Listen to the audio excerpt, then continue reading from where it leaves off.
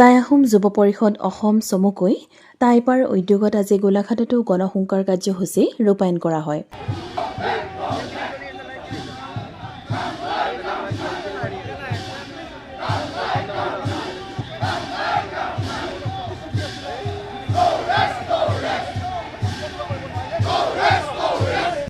আহোম জনগোষ্ঠীকে ধৰি 6 জনগোষ্ঠীৰ জনজাতিকৰণৰ নামত চৰকাৰে কৰি অহা প্ৰতাৰণাৰ প্ৰতিবাদত টাইপাৰ কেন্দ্ৰীয় সমিতিৰ আহ্বান মৰ্মে গোলাঘাট জিলা সমিতিৰ উদ্যোগত হোৱা গণসংকাৰ কাৰ্যসূচীত সহস্ৰাধিক প্ৰতিবাদকাৰীয়ে পৰিৱেশ উত্তাল কৰি তোলে। হাতে হাতে দাবী সম্বলিত প্লেকাৰ্ড লৈ অহা প্ৰতিবাদকাৰীসকলে আহোম জনগোষ্ঠীৰ জনজাতিকৰণৰ দাবীৰ সমৰ্থনত বিভিন্ন শ্লোগান দিয়ে। গোলাঘাট জিলা আয়ুক্তৰ কাৰ্যালয়ৰ সন্মুখত সমবেত হৈ প্ৰতিবাদকাৰীসকলে বিক্ষোভ প্ৰদৰ্শন কৰে। প্ৰতিবাদকাৰীসকলে জনজাতিকৰণৰ লগতে আহোম জনগোষ্ঠীৰ স্বায়ত্ব শাসন প্ৰদান, টাই আহোমৰ পুৰণি সকলো কীৰ্তিচিহ্ন সংৰক্ষণ শোভাবৰ্ধনৰ দাবী জনায়। অসমত বিজেপি চৰকাৰ ক্ষমতালৈ আহিলে টাই আহোমকে ধৰি 6 জনগোষ্ঠীৰ জনজাতিকৰণৰ প্ৰতিশ্ৰুতি দিছিল প্ৰধানমন্ত্ৰী নৰেন্দ্ৰ মোদীয়ে। কিন্তু বিজেপি চৰকাৰেও টাই আহোমকে ধৰি 6 জনগোষ্ঠীৰ প্ৰতাৰণাহে কৰিলে বুলি প্ৰতিবাদত সোচ্চাৰ হৈ উঠা টাইপাই ২৬ৰ নিৰ্বাচনত ইয়াৰ সমুচিত প্ৰত্যুত্তৰ দিয়া হ'ব বুলি বিজেপি চৰকাৰক সকীয়াই দিয়ে।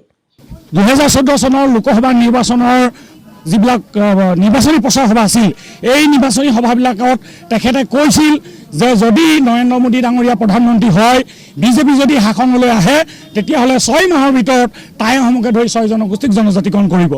এই নৰেন্দ্ৰ মোদী ডাঙৰীয়া আজি তাৰিখত 3বাৰকৈ প্ৰধানমন্ত্ৰী হ'ল, অসমত 2বাৰকৈ তেওঁলোকে চৰকাৰ গঠন কৰিলে, কিন্তু আমাক দিয়া প্ৰতিশ্ৰুতি তেওঁলোকে পালন নকৰিলে। ক্ষমতালৈ অহাৰ পূৰ্বে আমাক প্ৰতিশ্ৰুতি দিয়ে, আমাৰ ভোট লৈ তেওঁলোকে ক্ষমতালৈ আহে আৰু ক্ষমতালৈ অহাৰ পাছত আমাক দিয়া প্ৰতিশ্ৰুতি নাৰাখি আমাক প্ৰতাৰণা কৰে। গতিকে এই প্ৰতিশ্ৰুতি আৰু প্ৰতাৰণা বহুত হৈছে আৰু এই প্ৰতাৰণাৰ বিৰুদ্ধে আজি আহোম ৰাইজ সংঘবদ্ধ হৈ ৰাজপথলৈ ওলাই আহিবলৈ বাধ্য হৈছে। গতিকে 2014 চনত তেওঁলোকে যিটো আমাক প্ৰতিশ্ৰুতি দিছিলে, এই যদি প্ৰতিশ্ৰুতি তেওঁলোকে পালন নকৰে, তেতিয়াহ'লে তেওঁলোকৰো কংগ্ৰেছৰ দৰে একেদশা হ'ব।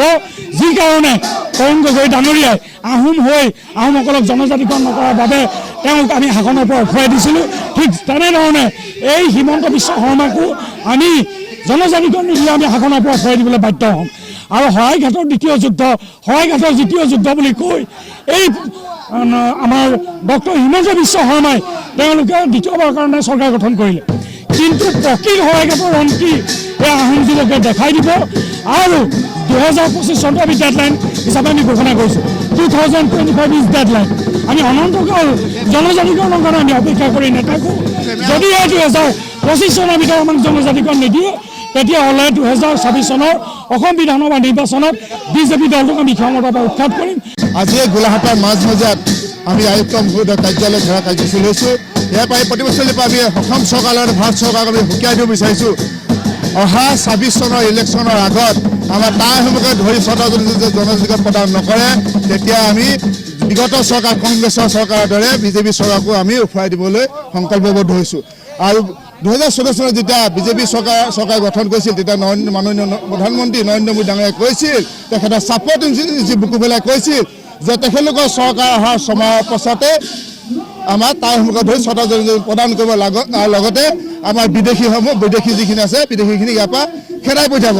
কিন্তু সেই 14 চনৰ যি হুলৰ কথা কৈছিল তেখেতে সেই হুলজন আজি কেতিয়া আহিব? আৰু ইয়াৰ পৰা সেই প্ৰতিবছৰলৈ আমি মাননীয় অসম চৰকাৰ মুখ্যমন্ত্ৰী ডক্টৰ হিমন্ত বিশ্ব শৰ্মাৰ লগতে ভাৰতৰ প্ৰধানমন্ত্ৰী নৰেন্দ্ৰ মোদীক আমি ইয়াৰ পৰা সকীয়াই দিব বিচাৰিছোঁ। তেখেতক সেই সকীয়াই প্ৰদান কৰিছোঁ। আগতে 26 চনৰ ইলেকশ্যনৰ আগত যদি টাই আহোমকে ধৰি 6টা জনজাতি প্ৰদান নকৰে, তেন্তে তেখেতলোকক আমি এই চৰকাৰখনক ব্ৰহ্মপুত্ৰত উটুৱাই দিবলৈ আজি এই প্ৰতিবাদস্থলীটোৰ পৰাই আমি সংকল্পবদ্ধ হৈছোঁ। নিউজ ডেস্ক ৰিপৰ্ট দৃষ্টিকোণ।